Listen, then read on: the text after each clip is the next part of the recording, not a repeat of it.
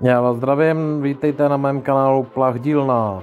Dneska si řekneme něco o satinační válcové brusce od XT Lineu, neboli kartáčovačce.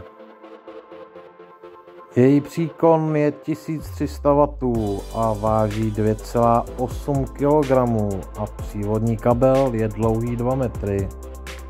Tuto brusku jsme tak nějak kupovali z nutnosti, protože při stavbě altánu jsme chtěli dodržet rustikální styl, takže jsme kartáčovali prkna, trámy a tak dále.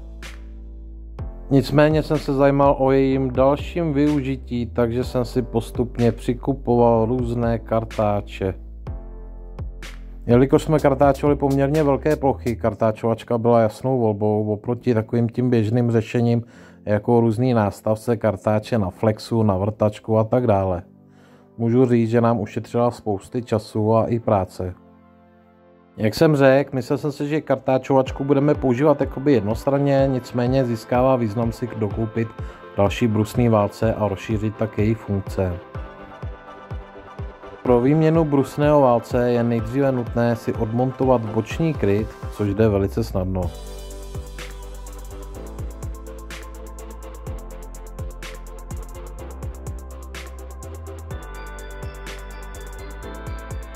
Pro povolení brusního válce si přidržíme aretační tlačítko a povolíme šroub imbusem.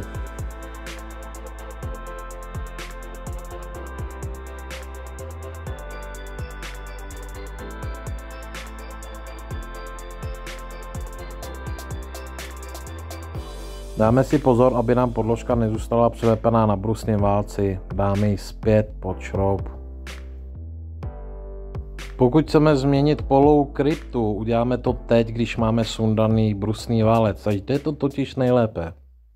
Povolíme si šroub na objímce a nastavíme do požadované polohy. Unašeč má 2 drážky, do které po nasazení brusného válce nasadíme 2 čepy. Týká se pouze kartáčů od firmy XT Line. Značka Fartus, se kterými je též kompatibilní, má drážky pro aretaci nasazení unašeče už v kotouči. Pozor na nasazování kotouče, některé mají daný směr otáčení a některý ne.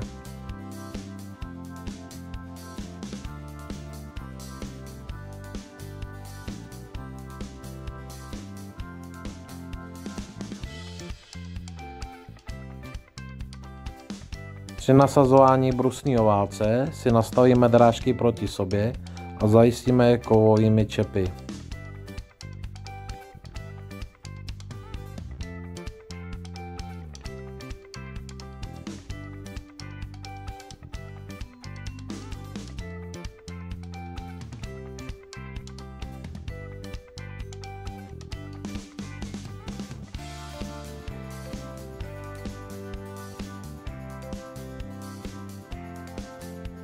Poté pomocí aretačního tlačítka si dotáhneme šroub.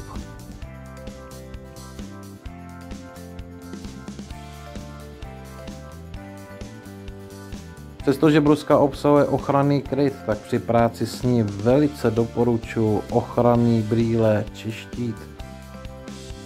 Pakliže nemáme na brusce nasazeno odsávání, velice doporučuji si chránit dýchací cesty, a to jak vevnitř, tak i venku, minimálně respirátorem. Pokud nemáme nasazeno odsávání, je součástí balení takový gumový špunt, který teď mám nasazený na krytu té brusky.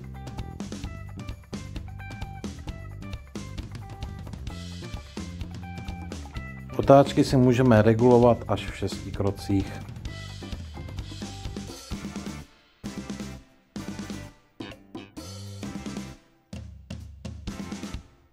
A nyní si ukážeme brusku v akci.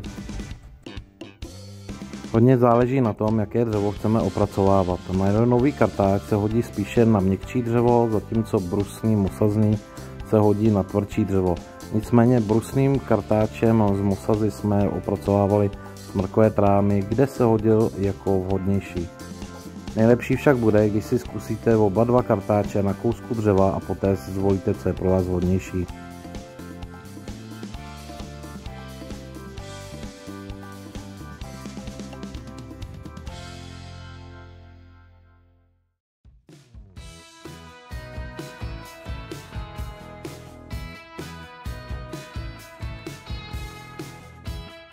Jak vidíte, na brusku nemusíte příliš tlačit, opravdu stačí jemně přejíždět po dřevě a výsledek se i hned dostaví.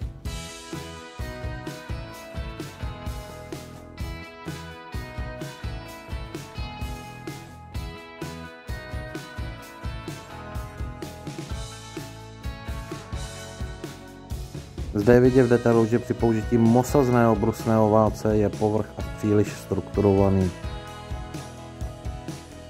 Pro hladší a finálnější úpravu doporučuji nylonový kartáč.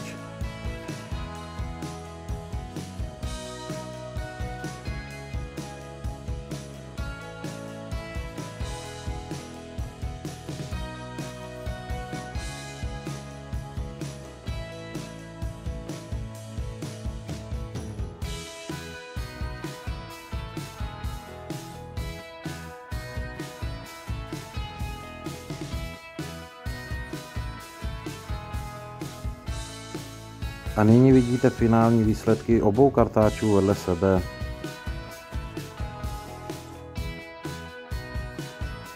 Shrnul bych to asi tak, že nylonový se hodí více pro nábytek a mosazný se hodí více pro nějaké konstrukce, jako jsou altány, pergoly a tak dále.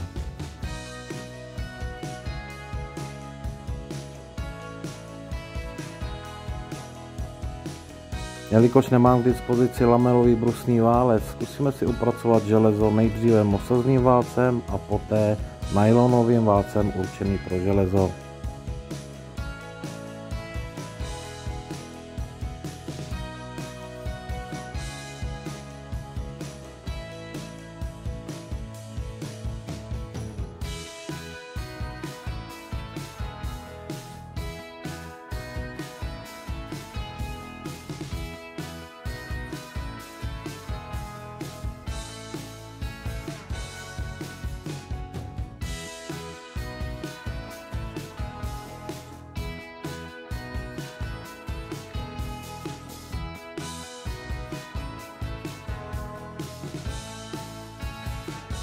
U nylonového válce určeného pro železo je vždy nutné dodržet směr otáčení a hodí se pro spíše finálnější úpravu železa.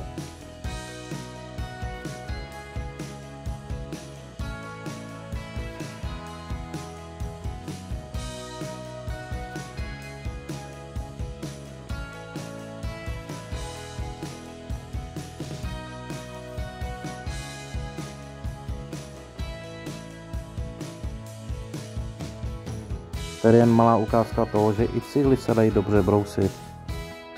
Je to vhodné opracování pro někoho, kdo chce nenahozenou vzít kus cihel. Zde můžete vidět, že odsávání by bylo na místě.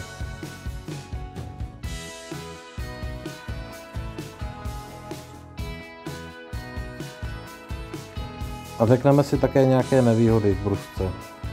Jak již jsem zmiňoval, k brusce dostanete také gumový špunt ke krytu brusky a také dostanete gumovou redukci na odsávání. Nicméně ani jedno moc dobře netěsní. Více bych uvítal, kdyby použité materiály byly z plastu. Nejenom netěsní, ale také nedrží. Jedna z nevýhod je také rukojeť, která se mi často povolovala. Sice se dá přehodit na obě dvě strany, nicméně moc dobře nedrží ani po úplném utáhnutí.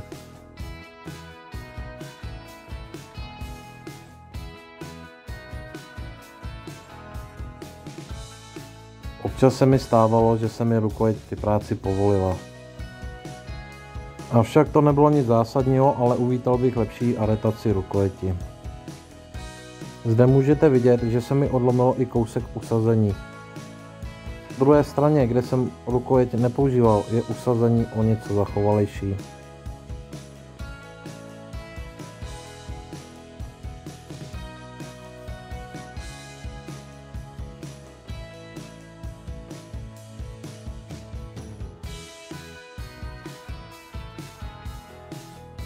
Do budoucna bych uvítal lepší označení brusných válců. Může se stát, že se samolepka odloupne a už nebude zřejmé, jakým směrem má se rotovat ten brusný válec. No a máme tu závěr. Celku můžu říct, že jsem s bruskou velice spokojený a mohl bych ji doporučit do každé dílny. A je s podivem, že to ještě Parkside nevyrábí.